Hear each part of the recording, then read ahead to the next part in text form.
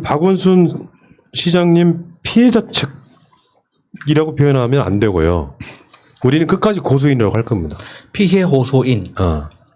그러니까 고소를 한 사람, 고소인이라고 부르는 것이, 그러니까 지금 그 문제에 갖고 오늘 또 기자회견에도 그런 표현이 있었는데 네. 그 자체가 2차 가해라는 거야.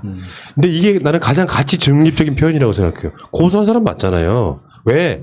내가 꾸준히 말씀드리지만 이런 거는 악용될 소지가 많기 때문에 고소한 것만으로 그 사람은 피해자가 되고 그 피해자라는 것 자체로 어떤 이의제기도 못하는 상태에서 이번 사건처럼 시장님 돌아가셔 버리면 반론도 불가능한 상황. 여기에 무슨 피해자 이런 방식으로 끌고 가는 것 자체가 그냥 폭력이라고 생각하는 사람이에요. 그래서 지금 우리는 끝까지 고소인이라고 하겠습니다. 오늘 기자회견에서 그 피해 여성을 지원하는 그 단체에서 이야기할 때, 그러니까 피해자라는 용어가 맞다라고 단정을 지어버리더라고요.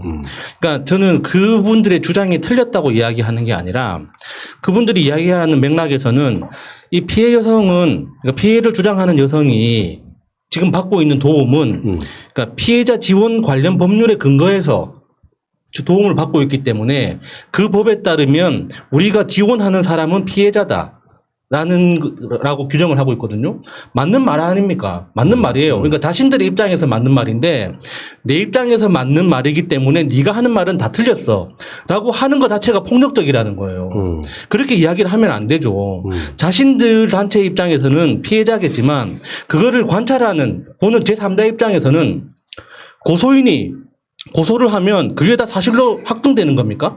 아니잖아요. 아니 근데 수사도 거쳐야 되고 판결도 거쳐야 되는데 그 모든 단계를 건너뛰고 고소인이 고소장을 제출했기 때문에 고소 사실은 고소 내용이 다 사실로 확정되어 버리고 그러면 그 대상자는 피고소인은 그냥 가해자가 되어 버리는 이거를 받아들이라는 말이에요.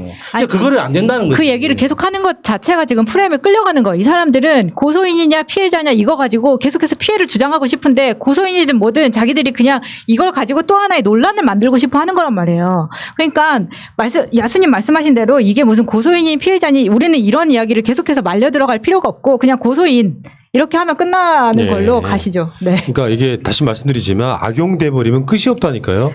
있지도 않은 사실을 갖고 어떤 사람이 특정 뭐 유명한 사람이든 아니든 나는 이러이러한 피해를 봤다고 주장을 해요.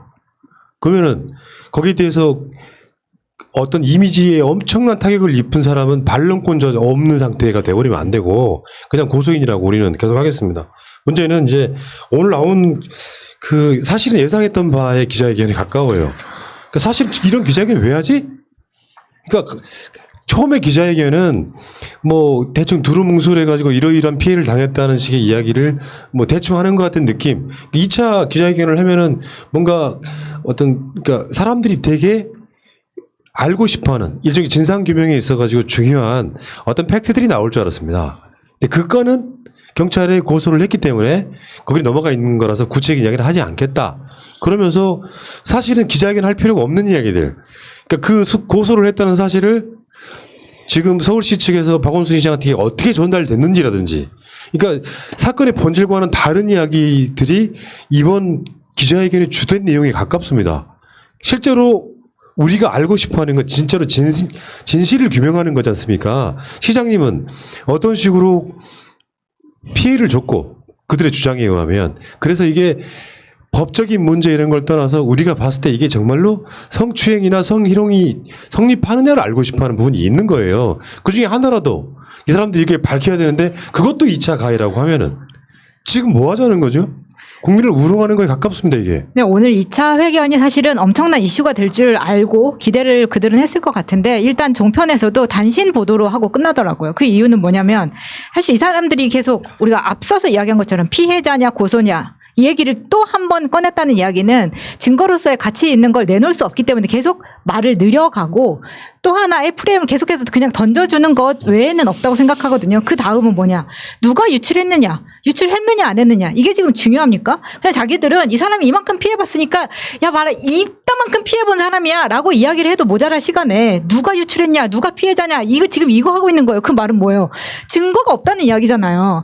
계속해서 오늘 2차 경과 보고라고 이야기하는 것도 아니 하다못해 무슨 캡처 텔레그램 방 캡처라도 해서 나오든지 온통 처음부터 끝까지 다 주장밖에 없어요. 이걸 어떻게 믿고 피해자라고 인정을 해달라고 할 수 있는 건지. 요게 그러니까 오늘 주된 요소가 박원순 시장의 행위가 아니고요. 이 이야기를 자기 동료들이나 선배들한테 이야기를 했는데 그걸 묵살당했다가 오늘 이야기의 핵심이에요. 근데 볼래요? 4년 동안 비서관 20명한테 전보 요청을 했지만 묵살했다. 그렇기 때문에 서울시는 주체가 될 수 없다면서 서울시 조사단에 참여 안 한다는 거야. 서울시의 조사단을 꾸릴 때 서울시 관계자가 있는 걸로 그러니까 참여하는 걸로 꾸리려고 하다가 그것도 논란이 되니까 외부인 사람만 구성하겠다고 했습니다. 거기에 일단 들어가지 않고 자기들 자체적으로 하겠다는 거예요. 일단 이것부터가 우리들 입장에서는 받아들이기 힘들어요. 매우 의심스럽죠. 그러니까 이게 공적 조직, 서울시 같은 큰 조직에서는 모든 경우에 대한 절차가 다 마련되어 있습니다. 만약에 이 고소인의 주장이 사실이라면 기록이 남아 있어야죠. 만약에 내가 성추행이든 성희롱이든 당해가지고 불쾌해서 진정을 넣었다. 그러면 어떤 식으로든 기록이 남아 있어야 됩니다. 근데 지금 고소인 이야기로는 다 자기 기억에 의존하는 거잖아요. 맞아요. 그러니까 자기 동료들을 다 가해자로 만드는 거 아닙니까? 그거 자체가 그러니까 굉장히 그냥 인정하기 힘든 거예요. 저로서는. 아니 서울시 같이 체계적으로 잘 만들어진 조직에서 만약에 조직 내에서 문제 제기를 해가지고 묵살 당했다. 절차를 밟아서 진정을 제기했는데 묵살 당했다. 그러면 경찰에 신고하든지 언론에 제보하든지 하면 얼마든지 도와줄 사람들이 많이 있는데, 그러니까 그게 박원순 시장이 싫어서라도 물고 뜯을 준비가 돼 있는 언론들이 얼마나 많습니까? 근데 그런 거 다 내버려두고 아무것도 안 하고 기록도 없이 자기 기억에 의존해서 주장하는 게 그거를 오로지 다 믿으라고요, 그거를. 이게 하나씩 짚어보자고요. 피해 증거 자료는 수사기관에 제출했다. 근데 지금 기자회견 같은 데서 제시하지 않는다고 피해자 공격해서는 안 돼라고 말하는 게 아주 꼴값 도는 겁니다. 왜냐하면 우리가 공격하는 건지 비판하는 건지 뭐 받아들이기 나름이겠지만 말하자면 피해자를 공격하는 게 아니고요. 지금 이걸 정치 쇼화하고 있는 이 사람들을 욕하고 있는 거예요. 이걸 한번 예를 들어볼게요. 4년간 비서관 20명한테 정보 요청하고 이야기를 좀 묵살당했다 그랬잖아요. 그러면 말이에요. 구체적인 사실들이 증거로 채택되지 않으면 나 같은 사람들은 어떻게 생각할 수 있냐면 예를 들어서 여러 명한테 이야기를 했어. 시장님이 나한테 그런다고. 근데요. 말하던 사람도 자기 동료한테 이야기할 때 시장님이 저한테 그런다고 장난삼아 이야기했던 거 진지하게 이야기했던 거 다 톤이 다를 거란 말이에요. 근데 묵살했다고 하면 이 사람들이 얻고자 하는 이미지는 박원순 시장이 비서실 등을 운영하면서 뭔가 강압적으로 했을 거라는 뉘앙스를 주잖아요. 그 밑에 있는 사람들이 박원순 지키려고 허덕였다. 반대로 해석할 수도 있는 거란 말이죠. 무슨 말이냐면 그 사람들이 받아들이기엔 이런 정도를 성추행이나 성희롱으로 받아들이지 않았을 가능성이 높은 상태가 될 수도 있다는 거예요. 그러니까 사람마다 달라서 그건 인정해요. 나는 그렇게 생각하지 않지만 상대방이 기분 나빠하면 성희롱이다라고 하는 대원칙 같은 게 있잖아요. 그런데 이게 20명에 가까운 사람들한테 이야기했지만 거기에 받아준 사람이 없어갖고 방조 묵인이라고 이야기하지만 반대로 말하면 야 뭐 그 정도 갖고 그러냐. 그러니까 그 정도 상식선에서는 그 사람들이 받아들일 때는 그렇게 받아들일 수도 있는 겁니다. 그러니까 이런 나 같은 추측이 만들어지지 않기 위해서라도 제대로 된 증거랄까 상황들을 갖고 와야 되는 거죠. 그 사람이 신상을 깔아낸 게 아니잖아요. 다른 것도 아니고 대한민국의 특별시의 서울시 시장님이 돌아가셨어요. 근데 의혹 제기하지 말라고 하면은 이게 어마어마한 패미 독재라고 불러도 될 만한 이야기입니다. 이게 지금. 이게 섣불리 사진을 못 내놓은 이유는 이런 사진들이 제가 추측하기에 이 사람 한 사람한테만 보낸 게 아니라 단체 문자였을 가능성이 높습니다. 그러니까 개개별로 가지만 여러 사람한테 한 번에 보낸 거예요. 그렇기 때문에 만약에 그거를 공개를 했을 경우에 나도 이 사진 받았다라고 할 사람들이 많이 나올 경우, 그리고 20명에게 진실을 말했다고 하는데 이거는 회사 입장에서도 마찬가지로 정식으로 이의 신청을 한 적이 한 번도 없다라고도 해석될 수 있는 겁니다. 20명한테 그냥 말로 구두로 한 거잖아요. 예. 서울시에 이런 시스템이 잘 되어 있는데도 왜 정식으로 한 번도 이의 제기를 하지 않고, 만약에 정식으로 했다면 어떤 캡처나 서류 한 장이라도 남아 있어야 되는데 그거 지금 2차 기자회견까지 제시를 하지 못한다? 그럼 20명한테 그냥 말로만 이야기한 거예요. 예를 들어서 이렇게 같이 이야기할 수 있잖아요. 야, 자꾸 푸나님이래. 시장님이 러닝샷 사진 너 어제도 봤니? 근데 그게 싫을 수는 있어요. 근데 그거는 나한테만 보낸 게 아닐 수도 있다고 얘기를 했어. 너도 받았니? 그러면 나중에 이렇게 사건이 됐을 때는 와, 시장님이 나도 받았네, 너도 받았는데 나도 불쾌했어요, 너도 불쾌했어요. 막 이렇게 나오는 거예요. 이게 뭐냐고 도대체. 그러니까 근데 상식적으로 이게 2차 가해라고 이렇게 지적할 게 뻔한데 내가 뭔가 굉장히 미심쩍은 내 판단이 있었어요. 그래서 이 A가 B 같은데 10명한테 물어봤는데 자기는 동의 안 된대. 그러면 내 생각을 의심해야 되는 거 아닙니까? 그러니까 그런 상황일 수도 그러니까 있다는 거예요. 20명한테 물어봤는데도 동의가 안 된대. 그러면 대부분 그런 거구나라고 받아들여야 되는데 아니야. 그럴 리가 없어. 저 사람들이 다 잘못된 거야. 그러면 그 상황을 바라보고 있는 제3자는 그 주장하는 한 명을 믿어야 됩니까? 나머지 20명의 대답을 받아들여야 되는 겁니까? 그렇죠. 그 20명이 야, 네가 오버하는 거야 라는 반응 때문에 더 나가지 못했을 경우, 그리고 20명한테 말을 했는데 지금에 와서 경찰, 청와대 그리고 시청의 정무직들이 누가 먼저 알았냐 이걸 캐내고 있다는 게 웃기다는 거예요. 그러니까 말도 안 되는 겁니다. 이게 사건이 중요한 건 그게 중요한 게 아니에요. 그러니까 다시 하나씩 풀면은 뭐 30년 공무원 생활 편하게 해주겠다. 이뻐서 그랬겠지 이런 이야기를 했다는 거예요. 근데요. 보통 이 어떤 조직 생활에서 있잖아요. 그러니까 이게 이런 사건이 일어날 걸 생각하지 않는 입장에서는 뭐 이 사람이 박원순 시장을 뭐 그런 걸로 고소할 생각이 있다거나 이런 상황이 아닌 일상의 생활에서는요. 그런 경우들이 성폭력에 해당된다고 생각하고 하는 경우라기보다는 일상적으로 행해지는, 물론 이건 이제 여성단체들은 이게 바로 남성 사회의 문제라고 이야기하겠지만 여성들이 다 그렇게 받아들이지 않는다는 이야기 하고 싶은 겁니다. 내 말은. 그러니까 그러니까 어떤 맥락에서 그런 이야기를 했을지. 예를 들면 유독 예민한 사람이 있을 수 있잖아요. 똑같은 상황에 다른 사람들이 이해하고 있는 상황이라면. 이것도 물론 이 사람들이 어떤 정확한 사실들을 밝히지 않아서 제가 추정해 보는 거예요. 이게 이 사람들이 밝히지 않기 때문에 생긴 2차 가해일 수도 있습니다. 인정하고 말씀을 드리면. 그러니까 이 사람만 예민하게 받아들인단 말이에요. 그러면 그런 이야기를 할 수 있어. 이 맥락을 다르게 표현하면은, 야, 그런 건 이해해야, 공무원 생활 좀 편하게 할 수 있는 거야 라는 이야기 했다고 치자. 요거를 피해자 입장에서 틀어버리면 30년 공무원 생활 편하게 해주겠다가 돼버리는 것이고요. 예뻐서 그랬겠지도, 말하자면, 뭐 우리가 또 사건의 정황을 다 잘 모르니까 너무 추정을 하는 것도 안 되겠지만, 시장님이 특정 여성 비서를 늘상 자기 집무실로 불러서 일상적으로 막 성추행하고 말도 안 되는 성폭력을 계속 했다고, 이런 상황이 아닌 상황이라면 어떤 표현을 이렇게 하다못해 시장님 같은 사람들 저한테도 하트 보내신 적 있어요. 이 모든 것들을 받아들이기에 나는 시장님이라는 사람이 되게 나를 좀 신뢰하시는구나라고 느끼고 기분 좋았던. 근데 어떤 여성 입장에서는 그게 나한테 특별한 관심인가라고 느낄 수 있잖아요. 사람 개인차가 있을 수 있단 말이에요.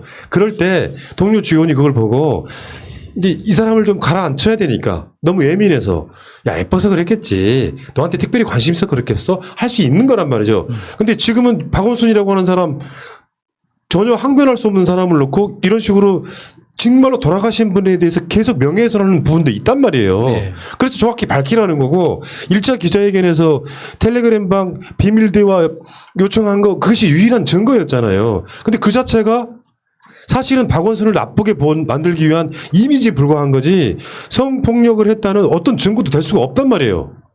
그리고 그걸 내놓으라고 하니까 이미 우리 경찰에 다 제출했다. 그리고 그걸 알려달라고 하는 사람 자체가 2차 가해다. 그럼 이런 논란이 왜 필요해? 그러니까 그냥 이게 기자회견 하지 말고 그냥 수사 과정 지켜보면 되는 거잖아요. 조용히 하고 수사를 받으면 되는 거지. 왜 기자회견을 하면서 논란을 만드냐고. 그러니까 진해용 검사가 한 말이 맞습니다. 이런 상황이 벌어지면 간단히 말해서 조용히 민사 진행하고 민사에서 저게 피해가 맞다라고 결론이 나면 보상받고, 그리고 그게 언론에 알리면 그 당시에는 유죄가 확정된 상태이기 때문에 시장직이 날아가든 도지사직이 날아가든 하겠죠. 그런 방식으로 해야지. 지금 봐봐요. 내가 분노하는 게 그런 거라고. 사건이 일어났어, 하나가. 어떤 사건이 하나 일어났어. 그 사건에 이제 같은 서울시 관련해갖고 박원순 시장이라는 이름도 등장을 해. 진짜 중요한 사건은 뒤집히고 수면 안에 가라앉고 박원순 시장이 등장해. 근데 박원순 시장하고 별로 가깝지 않을 수밖에 없는 한 진영에 있는 변호사가 박근혜 때 공무원이었던 변호사가 박원순 시장 건을 가져와 서울시장이 그랬단 말이야. 이걸 이슈화 시켜 언론에 알려. 그리고 오늘도 보니까 검찰에 먼저 알렸다며. 네. 그래가지고 박원순 시장 모르게 일을 착착착 진행해서 이벤트처럼 빵 터뜨리려고 했는데 그게 박원순 시장한테 나중에 먼저 귀에 들어갔다고 그 사람 색출해라 이 작업하고 있는 거잖아 지금. 그러니까 박원순 시장이 죄를 얼만큼 지었는지는 우리도 몰라요. 근데 이 사람들이 더 의혹을 키우고 있는 거야. 그래서 사람들은 추정해 보는 건데 증거 없는 거 아니야? 이렇게 얘기할 수밖에 없는 거란 말이죠. 침소봉대란 말이 있잖아요. 정말 작은 일을 뻥튀겨서 사람을 모욕 주고 이 사람을 정치적으로 흔들고 심한 경우는 서울시장을 날아가게 만들고 할 목적이었다면 지금 이렇게 진행되는 게 저는 맞다고 생각해요. 그러니까 의심하지 않을 수 없잖아요, 우리가. 그러니까 지금 이 준비되어 있는 지금 진행하고 있는 상황이 이미 다 준비되어 있던 상황이고 박원순 시장님이 돌아가신 거와 상관없이 자기들이 계획했던 대로 그냥 하고 있는 거라고 생각합니다. 그래서 처음에는 더 전국을 흔들기 위해서 박원순 시장의 사퇴를 요구하면서 인터뷰 그러니까 방송 준비를 했겠죠. 반론권 하나도 주지 않고 그러면 그것에 대해서는 이미 돌아가신 분에 대한 사자 명예훼손은 적용이 되지 않는 건지 이분 분명히 변호사로서 알고 있는 내용일 거란 말이에요.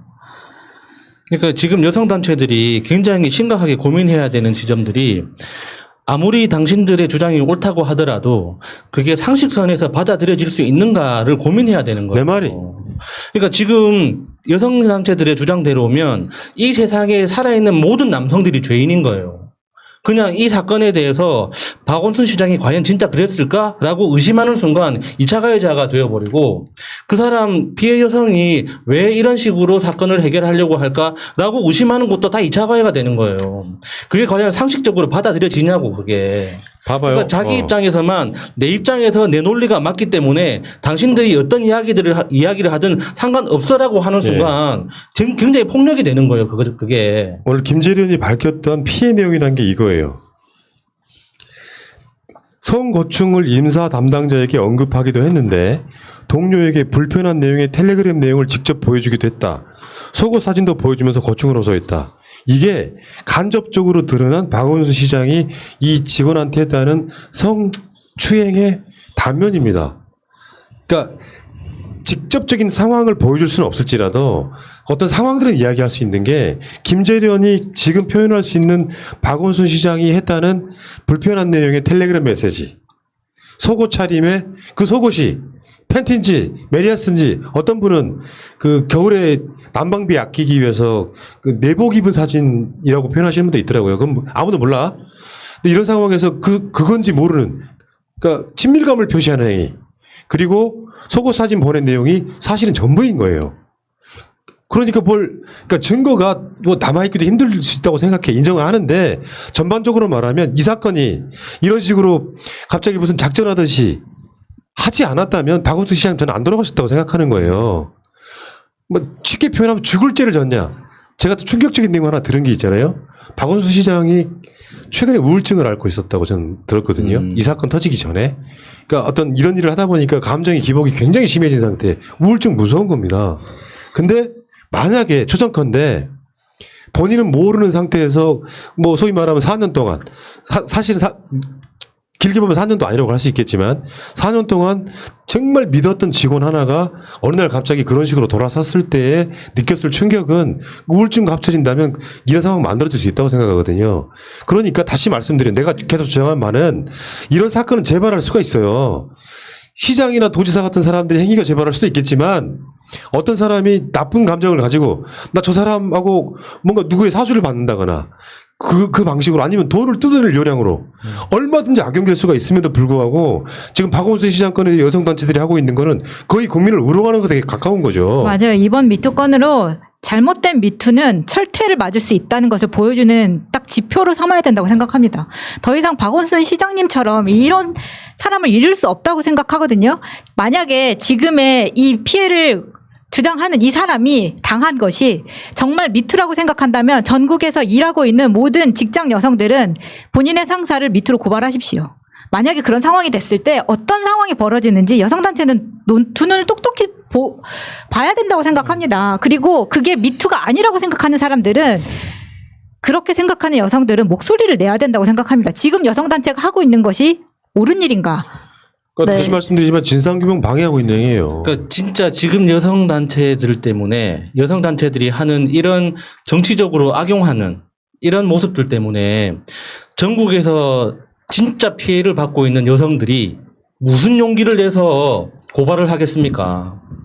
이런 식으로 그러니까 미투라는 게 이게 완전히 지금은 변질돼 버렸어요. 한국 사회에서. 그러면 진짜 피해를 받고 있는 여성들은 자신이 이 고발을 했을 때 나를 도와주는 사람이 여성단체가 온다는 그 사실 자체가 더 두려울 거 아닙니까? 그러니까 내가 고발을 해도 괴롭고 안 해도 괴롭고 이런 아이러니한 상황을 만들지 말고 그냥 상식선에서 형사 문제로서 고소를 했다면 형사 절차를 밟고 민사 소송을 제기했다면 민사 절차를 밟고 그 결과를 바탕으로 비난을 해야죠. 근데 아무것도 없이 고소장을 제출했기 때문에 고소장에 적혀 있는 내용들은 다 사실이 돼버리는 거고. 그럼 고소의 대상이 되는 사람은 그냥 이미 판결이 나버렸어요. 그러니까. 네. 어떻게 이게 이런 게 왜 일어나야 됩니까 이게? 그러니까 이게 이를테면 박원순 시장이라는 사람이기 때문에 제 입장에서는 더 아픈 거예요. 무슨 말이냐면 박원순 시장이 이게 공식적으로 어떤 문제 제기라든지 이런 것을 이렇게 했다면 말이에요. 또 다른 방법으로 말하자면 예를 들어서 그 비서가 시장님한테 이런 문자나 이런 거 불편합니다라고 이야기를 했다면 전 즉각 시장이 됐을 인물이라고 생각합니다. 그러니까 뭐 군사 독재 시대의 권위주의에 쩌들어 있는 단체장들 같은 경우에는 이런 사건이 터지면 그걸 은폐하려고 온갖 방법을 썼을 가능성을 갖고 박원순 시장을 그렇게 디하듯 했다고 일단 보는 게 맞을 것 같고요. 그렇다 보니까 박원순 시장 입장에서는 내가 이런 상황에 당하다니 하는 배신감이라든지 자기 자책감도 있었을 수도 있고 우울증과 합쳐져서 저는 이런 비극적 결말이 좀 나왔다고 생각하는데 이런 방식으로 다시 한번 말씀드리죠. 군사 작전하듯 이벤트식으로 누구를 죽여야 된다라고 하는 목적을 갖고 죽인다는 게 생물학적으로 죽이는 거 말고요. 정치인으로서 매장시키기 위해서 그런 목적을 갖고 미투를 하게 되면요. 미투의 의미가 사라진다고 일단 보는 거죠. 진짜 미투로 피해받은 피해자들이 죽어나가는 짓입니다, 이거 지금. 그리고 오늘 피해자로 주장하는 그 여성이 편지 전문 공개했죠. 그 편지 저는 죄송한 말씀이지만 난 무슨 빈라덴이 쓴 줄 알았어요. 아니, 그거 본인이 쓴 거 맞습니까? 저는 일단 그것부터 물어보고 싶어요. 무슨 법조항 하나하나 따져가면서 썼던데 그것도 웃길 거니와 자기한테 자기 핸드폰으로 응원의 메시지가 많이 왔다는 거예요. 저라면 2차 기자회견에 보내는 입장문에 그런 내용 안 쓸 거라고 생각합니다. 여론전이죠. 내가 피해를 본 것에 대해서 피해에 대해서 족족 나열을 하고 몇 시, 몇 분, 몇 초에 이렇게 당했다라고 이야기를 하지 저는 이런 응원 메시지를 받았어요. 법적으로 이러이러한 상태니까 저를 응원해 주세요. 이게 뭐냐고 도대체. 사이비 종교 그러니까 내가 박원순 시장이라면 똑같아요. 그런 사람이기 때문에 배신감 느낄 것 같은 거예요. 그거 있잖아요. 표현하는 어떤 방식이 있어갖고 특별히 예뻐한다는 것이 어떤 사람한테는 성희롱으로 보일 수 있는 이걸 다 말아가지고 이제 성폭력이라고 표현하는데 그렇게 해가지고 사람 하나가 죽었단 말이에요. 그러면 최소한 고소인 말고 이 여성단체 입장에서는요, 이게 무슨 권력의 문제고, 뭐, 위력에 의한 무슨 성폭력이고, 이렇게 표현하는 그런 사건에 나는 해당되지 않는다고 봅니다. 지금 여성단체들이 주장하는 이거는 2차 가해입니다. 이것은 성희롱입니다. 이것은 성폭력입니다. 거기에 포함되지 않으려면 사람에 대한 호감은 침묵으로 표현하는 거예요. 그냥 저 사람이 좋잖아요? 카톡도 안 하고, 메시지도 안 보내고, 그냥 웃지도 않고, 인사도 안 해야 돼요. 봐봐요. 그러니까 그래야지 성희롱도 아니고 성폭력도 아닌 거야. 어떻게 세상을 그런 식으로 만들어가요? 내가 살고 있는 생활 패턴 중에 하나가 칭찬 많이 하자 이런 게 있거든요. 개인적으로. 그러니까 사람한테 야 오늘 뭐 여성 남성 떠나서 오늘 옷 멋있게 입고 왔다. 오늘 방송 좋다. 꼬맹이한테는 말하자면 뭐 칭찬 하나 일상생활에 뭘 잘하면 칭찬해주고 그런 것들 성폭력으로 치환시키면 아무한테도 칭찬을 못 한다니까요. 아니 나는 그런 표현 잘 안 쓰긴 하지만 예를 들어서 그 젠더 문제 때문에 보람님한테 내가 왔는데 야 오늘 옷 진짜 예쁘다라고 말하면 어때요? 그게 사람에 따라 다를 수 있겠지만 내가 말하면 성폭력으로 느껴요? 3개월 아니. 감봉. 근데 저 진짜 안타까운 게 물론 여성 인권 신장을 위해서 노력하고 목소리 내고 앞에서 싸워오신 분들 많은 거 인정하고요. 이 문제에 대해서 저도 예전에 이제 문제의식을 많이 느끼고 있어서 20년 넘게 페미니스트였다고 하는 분하고 여성분하고 얘기를 해봤는데 그분이 직접적으로 제가 이런 말씀 드려도 되는지 모르겠는데 저는 워마드가 여성주의가 아니라고 생각한다고 제가 말씀을 드렸어요. 그랬더니 그분이 일단 워마드가 여성들이 하는 얘기이기 때문에 일단은 감싸 안는 거예요. 그러면서 일단 페미니즘이라는 이 젠더 이슈가 어쨌든 정치권이든 일반 대중에게든 입에 오르내리고 거기에 대한 인식이 생기는 것 자체를 자기는 고무적으로 생각하기 때문에 일단 누구든 어쨌든 이걸 도마 위에 올려주면 좋다는 식으로 얘기를 하는 거예요. 전 그때 너무 답답함을 좀 느꼈고 너무 문제라고 생각을 했거든요.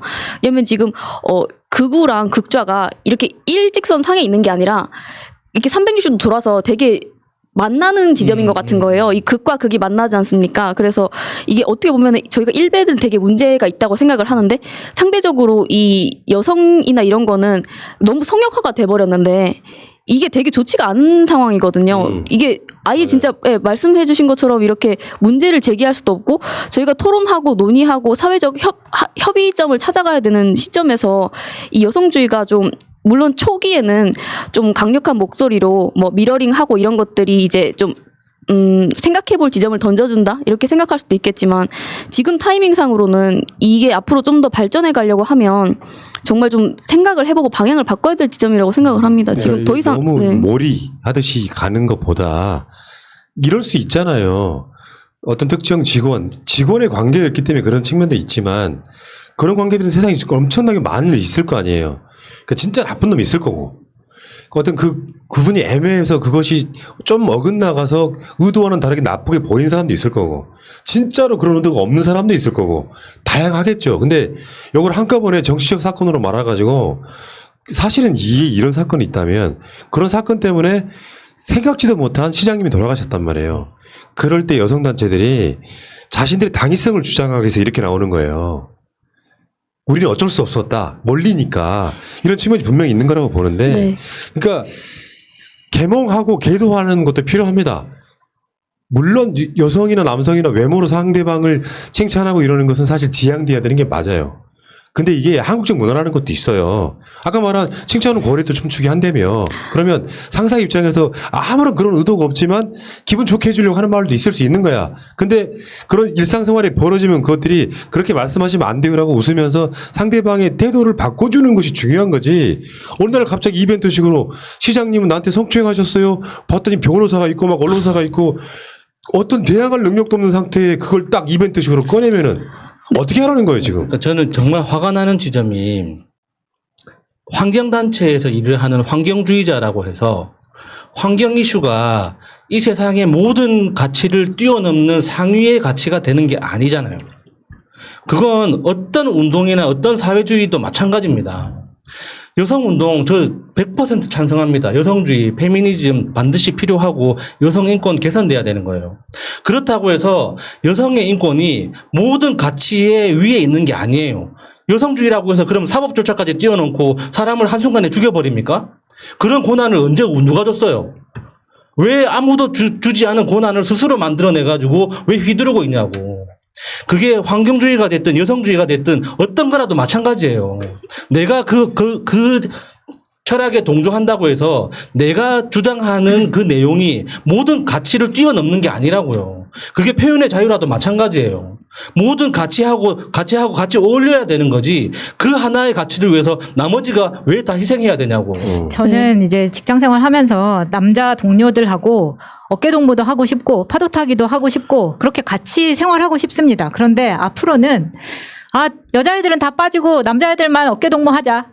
이런 사회를 만들고 싶은 게 여성단체가 원하는 건가요? 저는 아니라고 생각하는데 이럴수록 여성이 고립된다는 거 다시 한번 말씀드리고 싶고 또 하나는 여성 스스로가 그러니까 스스로 대처할 수 있고 여성이 아니라 인간으로서 존엄을 지키는 방법을 캠페인으로서 보여줘야 된다고 생각합니다. 예를 들어서 정말 나쁜 마음 먹고 일부러 계속해서 지나가면서 가슴을 툭툭 치는 사람이 있어요. 그러면 그걸 가지고 내가 너를 일단 고소로서 뭐 해결을 보거나 그러면은 사실 고소를 진행하는 과정에서 양쪽 다 상처를 받습니다. 그게 사고였는지 우연이었는지 의도적이었는지를 밝혀내기 위해서.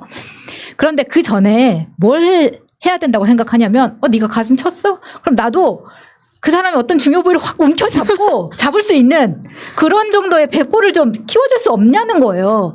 야, 너 그랬어? 너도 한번 멱살 한번 잡아볼 수 예, 있고 예, 그럴 수 있는 예. 사람을 만들어야 되는 거지. 골방에 물어서 난 쟤한테 뭐 제가 나를 어디를 쳤어요. 그래서 징징 짜는 사람을 만들지 말라고. 그 말씀을 좀 드리고 오케이, 싶은 오케이, 거예요. 오케이. 아니 여성단체가 한 사람 한 사람 다 붙잡고 보호해 줄 건가요? 그런 것도 아니잖아요. 지금처럼 박원순 시장이나 되니까 보호해 주는 거지. 다른 사람들 그만큼 보호해 줬습니까? 앞으로 마차님을 누님이라고 부르겠습니다. 좋아요 누르세요 지금. 가죽 입었습니다. 알겠습니다. 일단 여기서 한 번 끊고 갈게요. 너무 길어져서.